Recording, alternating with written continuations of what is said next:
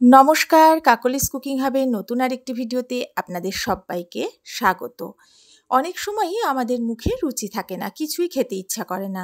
সেই কথা ভেবেই আমি আজ করলার একটা ভীষণই টেস্টি রেসিপি নিয়ে চলে এসেছি, যেটা বানাতে সময় লাগে যেমন ভীষণই কম, উপকরণও লাগে খুবই সামান্য। তাহলে চলুন আমার এই রেসিপিটা আজ আমার সাথে থেকে দেখে নিন। এখানে আমি 4টে করলা নিয়ে নিয়েছি। এদিকে একটা বাটিতে বেশ কিছুটা জল নিয়ে করলাগুলো আমি জলের মধ্যে দিয়ে দিচ্ছি। প্রথমে এগুলোকে বেশ কিছুটা সময় আমি ভিজিয়ে রাখবো, তারপর হাত দিয়ে ভালো করে ঘষে ঘষে এগুলোকে পরিষ্কার করে ধুয়ে নেব। তারপর জল ঝরিয়ে আমি এগুলোকে একটু শুকিয়ে নেব। করলাগুলো জল ঝরিয়ে আমি শুকিয়ে নিয়েছি। এবারে প্রথমে দুটো সাইড কেটে বাদ দিয়ে দিলাম, তারপরে গোল গোল পাতলা টুকরো করে আমি কেটে নিচ্ছি। প্রত্যেকটাই একইভাবে কেটে নেব, আর এই টুকরোগুলো একটু পাতলা পাতলা করে কাটলেই কিন্তু ভালো হবে। এবারে কিছু কিছু করলার মধ্যে শক্ত দানা থাকে না, কিছু কিছু করলার মধ্যে একটু শক্ত দানা থাকে, যেগুলো খেতে ভালো লাগে না, ওইগুলো আমি বাদ দিয়ে দিলাম।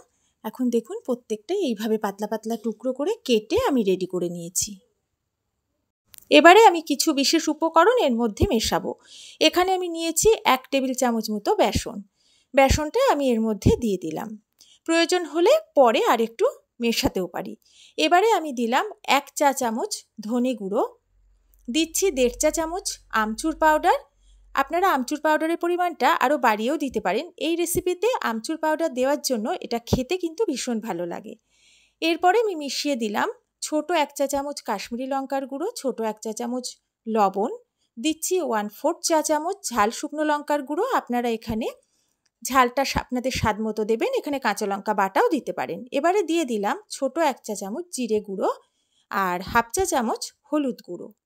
এখন আমি দিচ্ছি 2 চা চামচ মতো কাঁচা সর্ষের তেল। এই তেলটা দেওয়ার ফলে এর মধ্যে একটা ভিজে ভাব আসবে, তার ফলে কিন্তু এটা মাখতে সুবিধা হবে। এখন হাত দিয়ে ভালো করে এটাকে আমি মেখে নিচ্ছি। এই মাখাটা কিন্তু বেশ সময় নিয়ে করতে হবে আর আলতো হাতে করতে হবে। এমনভাবে মাখতে হবে যাতে বেসন, মশলা, তেল সব কিছু প্রত্যেকটা করলার টুকরোর গায়ে ভালোভাবে মাখানো হয়। আর এর মধ্যে যেহেতু আমি লবণ দিয়েছি, আস্তে আস্তে লবণটা গলতে শুরু করলে এর মধ্যে একটা ভিজে ভাব চলে আসবে। করলা তো অনেকেই পছন্দ করেন না, বাচ্চারা তো খেতেই চায় না। তারা করলা খেতে দিলে ভীষণভাবে নাক ছিটকায় বা একদমই খায় না। আমি যেভাবে আজ রেসিপিটা বানাচ্ছি পুরোটা দেখলেই বুঝতে পারবেন এটা বানানো ভীষণই সহজ আর খেতে কিন্তু ভীষণ ভালো লাগবে। আর করলার মধ্যে যে তেতো ভাবটা আছে এই রেসিপিটাতে, সেই তেতো ভাবটা কিন্তু প্রায় একদমই থাকে না। আপনারা একবার বাড়িতে এইভাবে ট্রাই করে দেখতে পারেন। বেশ ভালোভাবে আমি এটাকে মাখিয়ে নিয়েছি। এখন আমি এর মধ্যে দিচ্ছি 1 টেবিল চামচ মতো চালের গুঁড়ো। এখানে আপনারা অল্প একটু কর্নফ্লাওয়ার দিতে পারেন, আমি কর্নফ্লাওয়ারটা দিলাম না। চালের গুঁড়োটা দেওয়ার ফলে এটা কিন্তু ভীষণ ক্রিস্পি হবে। এবার খুব ভালো করে একইভাবে চালের গুঁড়োটা মাখিয়ে নিচ্ছি। যেহেতু মাখতে মাখতে একটা ভিজে ভাব এসে গেছে, তাই চালের গুঁড়োটা দেওয়ার পরে কিন্তু মাখাতে আর কোনো সমস্যা হবে না। এবারে আমি ঢাকা দিয়ে 5 মিনিট রেখে দেব, তাহলে এই সবজিটা থেকে যে জল বেরোবে তাতে এই পুরোটা ভালোভাবে সেট হয়ে যাবে। এবারে গ্যাসে আমি একটা কড়া বসিয়ে দিয়েছি। কড়াতে দিয়ে দিয়েছি বেশ কিছুটা হোয়াইট অয়েল।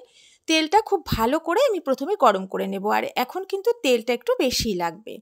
এবারে প্রথমে একটা টুকরো দিয়ে দেখে নিয়েছি তেলটা কতটা গরম হয়েছে। তেলটা ভালো করে গরম হয়ে গেছে দেখেই আমি তারপরে একটা একটা করে মশলা মাখানো করলার টুকরোগুলো দিয়ে দিচ্ছি। একসাথে সবটা নিয়ে কিন্তু তেলের মধ্যে কখনোই দেবেন না।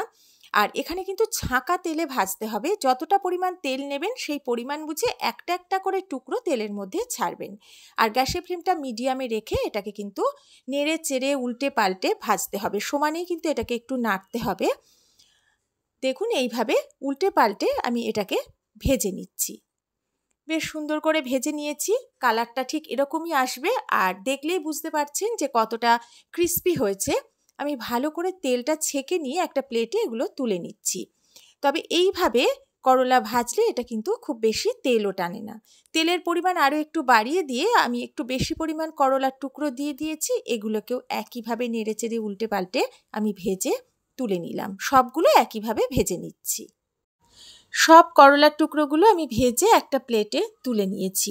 দেখতেই পেলেন কত অল্প সময়ে সামান্য কয়েকটা উপকরণ দিয়েই এই সুন্দর স্ন্যাক্স রেসিপিটা আমি কিন্তু বানিয়ে ফেললাম। দেখুন হাত দিয়ে আমি একটু চাপ দিচ্ছি, তাতেই একদম গুঁড়ো গুঁড়ো হয়ে যাচ্ছে, ভীষণ মুচমুচে হয়েছে। এটা কিন্তু খাওয়ার সময় এমনই মুচমুচে আর কুরকুরেই লাগবে। এটা খেতে ভীষণ সুস্বাদু হয়। খাওয়ার সময় হয়তো আপনারা ভুলেই যাবেন যে করলা খেতে তেতো হয়। যদি আমার রেসিপিটা আপনাদের ভালো লাগে অবশ্যই আমার ভিডিওতে একটা লাইক কমেন্ট করবেন, পারলে একটু শেয়ার করবেন, আর বাড়িতে বানিয়ে এইভাবে অবশ্যই কিন্তু খাবেন আর আমাকে জানাবেন আপনাদের কেমন লাগলো। খাওয়ার আগে আপনারা কিন্তু এর উপরে একটু আমচুর পাউডার ছড়িয়ে নিতে পারেন, তাহলেও কিন্তু টেস্টটা ভীষণ ভালো লাগবে, গন্ধটাও খুব ভালো লাগবে। নতুন পুরনো সকল বন্ধুদের অনেক অনেক ভালোবাসা আমার সাথে থাকার জন্য। নতুন বন্ধুরা যদি আমার ভিডিওটা ভালো লাগে অবশ্যই আমার পাশে থাকবেন। তাহলে আজকের মতো বিদায় নিচ্ছি। সবাই ভালো থাকবেন, সুস্থ থাকবেন।